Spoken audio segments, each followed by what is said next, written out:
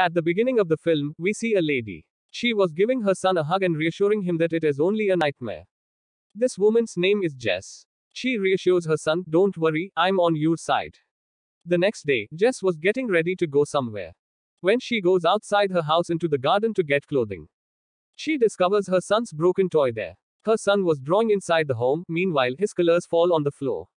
While Jess was cleaning it, the doorbell rang. When she went outside to check, there was nobody there. Now Jess returns and she begins to pack her luggage. She also invites her son to join her. However, her son wasn't going along with her and doesn't want to go with his mother. Because her son didn't agree with her, she leaves her son at home and goes outside alone.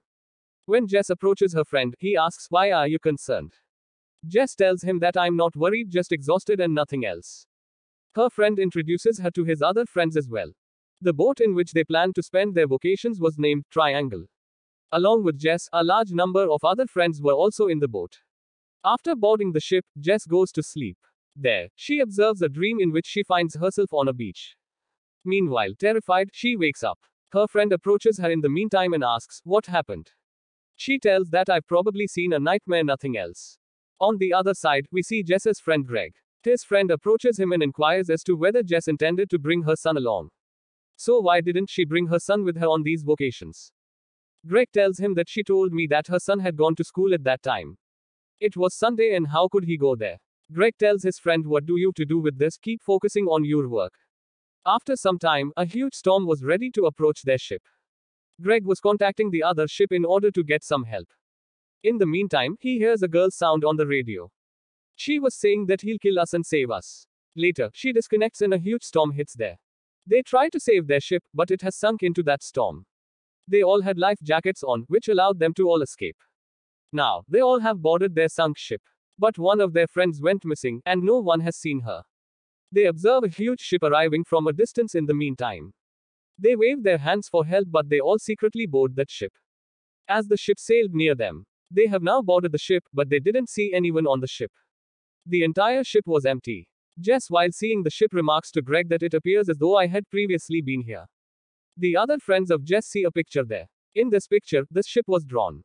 Along with that, there was a picture of a king. It was written beneath it that the king had reclaimed his life from the death god. He believed he would live forever on earth and desired to immortality. The death god has instructed him to take a big stone from a large mountain. You'll become eternal forever if you do this. You are able to exist on this earth, and when that king took the stone from the mountain, the stone continues to fall. It will keep happening until the king realizes his mistake. They were all reading history together. They hear something clanking there. When Jess' friend checks there, he discovers some of Jess' keys. Jess was now with them, so how could it be possible to have Jess's keys there? They were all shocked. In the meantime, a girl says she might be Heather. She was referring to the young woman who disappeared when the ship sank.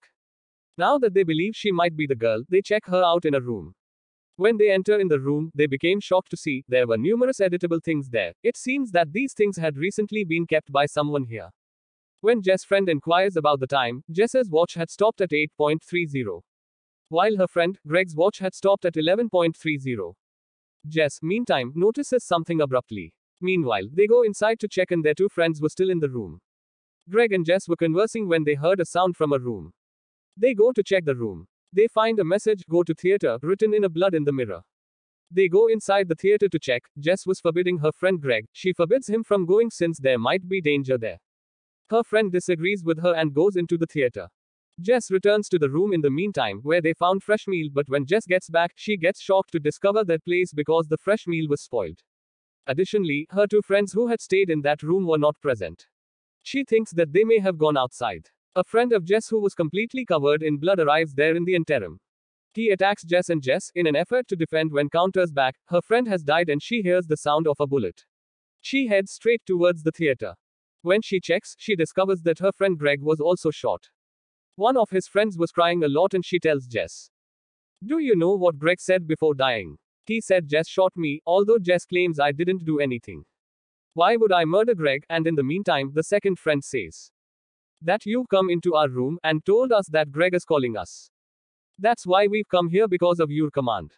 Jess was completely unaware of all that is happening to her. In the meanwhile, a stranger enters and shoots both of her friends. Jess runs away from there and the killer was also pursuing her. However, he runs out of ammunition as Jess flees from him. Jess notices an axe there in the meantime. She keeps that axe with her, and meanwhile the killer has come behind her. Jess attacks him and makes him injured, and asks, "Who are you and what do you want?" Meanwhile, she hears a sound and the killer was saying, "To kill everyone, and it is the only way to go home." Later, the murderer drove himself into the water. Jess was entirely alone there. She hears some sounds there in the meantime. She checks and discovers the same ship that has wrecked. Everyone was standing on it, including Jess. They were still pleading for assistance. Jess is startled by what she sees and departs from there. It becomes apparent at this point that Jess might have been caught in a time loop. Her friends have all boarded the ship.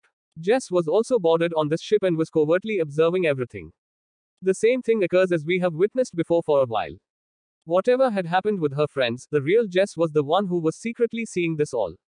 She became shocked to see everything. That is what is actually happening to her. Her key falls on the floor as a result of her worry, and she runs into another room. When Jess has seen the real Jess there, that there is someone there, and her friend went after her. He has attacked Jess and he meets the real Jess. Additionally, the genuine Jess has told him everything. But no one was paying attention. Meanwhile, Jess pulls him away. As a result, his friend's head hits on a handle and he became injured there. Jess runs into a room and she finds many papers there, in which it was written, "Kill everyone when they'll be on the ship." When Jess rewrites that line on paper, she sees many lockets of her there. Jess realizes that she has been caught in a time loop as a result. The real Jess decides that she'll manage to come out from this time loop somehow, so she could meet her son. Jess takes a gun and goes to kill everyone, and meanwhile, her friend comes in front of her. He got injured, but Jess was unable to shoot him with her gun. She sees her duplicate Jess, who was with her friends, and immediately hides there. She tried to kill that Jess, and because of this reason, her friend died there. Later, we see Greg, who'd been killed, and the original Jess has come before her. It means it was Jess who'd killed her friend Greg. The two friends of Jess, who were with Greg. The old Jess approaches them and takes them with her. When the real Jess calls them, the old Jess orders them to ignore her. And she takes both of them inside a room and stabs them with a knife after taking them in the room, in which a male friend of Jess was killed, and the friend who has survived goes into the control room and informs on the radio that she is killing us. And her sound was heard by Jess's friend Greg, as we've seen before. It means one loop has been completed here. Greg heard a storm sound in the meantime. The girl who claimed in the control room that she is killing us. The real Jess has approached her, but she believes that this Jess has murdered everyone. When the real Jess enters the ship while pursuing her friend, she becomes shocked to discover her friend Sally's numerous dead body. She becomes shocked to see whatever is happening around her. This all was happening because she had attempted to break the loop's pattern. The old Jess also made an attempt to break this pattern. The real Jess tries to make her friend Sally understand. After arriving, the new Jess tosses the old Jess into the water. Likewise, Sally dies. Jess notices her entire group standing on the sunken ship once more, and asked for assistance, which the real Jess understands. That when everyone dies, a fresh loop begins. This group currently boards the ship for the third time. Once more, the real Jess must kill this group. She enters the theater once more and writes, "Go to the theater," on the mirror. When she arrives, she asks her two friends who were present in the room where the fresh meal was, that Greg called you, as we have previously seen. Jess enters the theater and shoots her friend Greg. The new Jess was now a member of their group.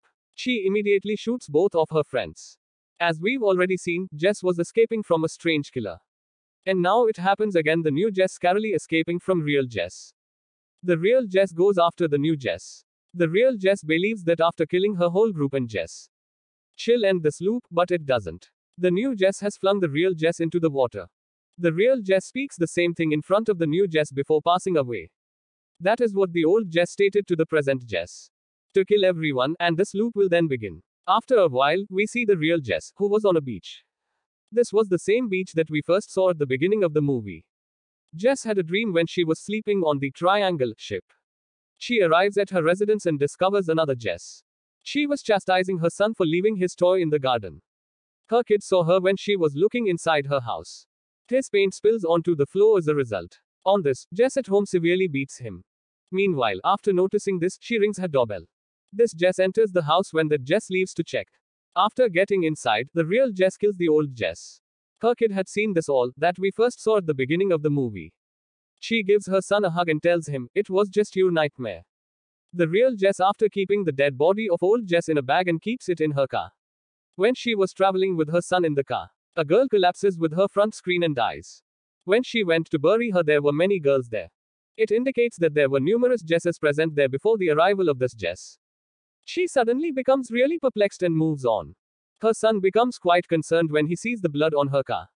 As a result of Jess's deviation, a truck collides with her car. They were involved in an accident. Although Jess and her kid had passed away, the Jess who died was not real. The real Jess escaped and a taxi driver comes to her. He begins to inquire if you're okay and she responded, yes, I'm fine. After getting into the taxi, the real Jess goes to the same place. From she to go by sitting into the triangle ship. In order to restart the loop for bringing her kid back. The taxi driver tells, ma'am, I've switched off my meter. Will you return here? And Jess replies, yeah, I'll be back here again. As she approaches the ship, she sees her same friend.